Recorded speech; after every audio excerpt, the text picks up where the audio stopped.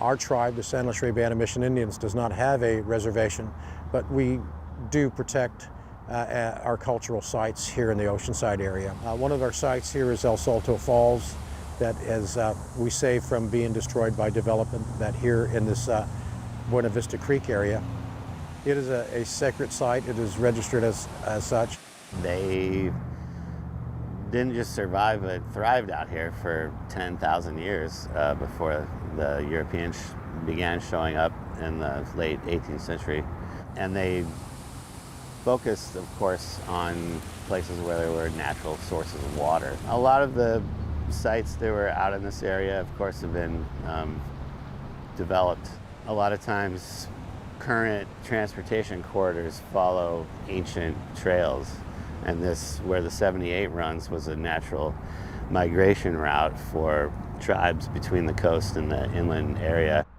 This area is particularly important to us because it's a combination of Native American cultural site, plus all of the value of having a natural habitat area with a creek through it like this. These areas don't work in isolation, so you really need to care about the entire watershed, what's upstream, all the way to the coast, because what flows through this watershed ultimately ends up at the coast. And we have a wonderful functioning riparian area in here.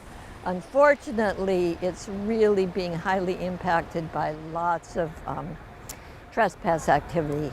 Cleanups like this are really critical. When we started weighing this stuff several cleanups ago, 5,500 pounds of trash was removed and 400 pounds of recyclable on a one morning event like this.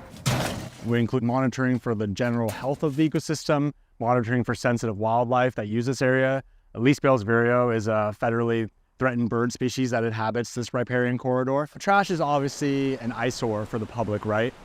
And it also, in a way, can encourage people to continue trespassing. You know, they see something that's already trashed and they think it's okay. So in a way, keeping the trash out is a way for us to just show them like, hey, someone's watching this. There's land stewards that care about this land.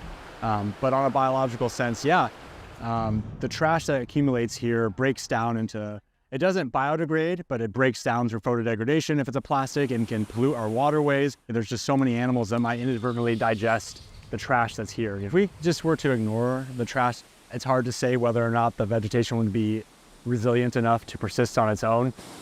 The area we're at here at Buena Vista Creek, a little valley here, it's next to the Marone adobe. My family is connected with the Marone adobe. I used to drive by here back in the 70s, I was probably 14 or so, 13. My father used to point to that tree that was living over here by the adobe and say, that's where your great grandmother was born. Lots has changed, a lot has stayed the same, as we can see in the creek, with the creek still running here. So I do have a personal connection to this place, and it is something that I value.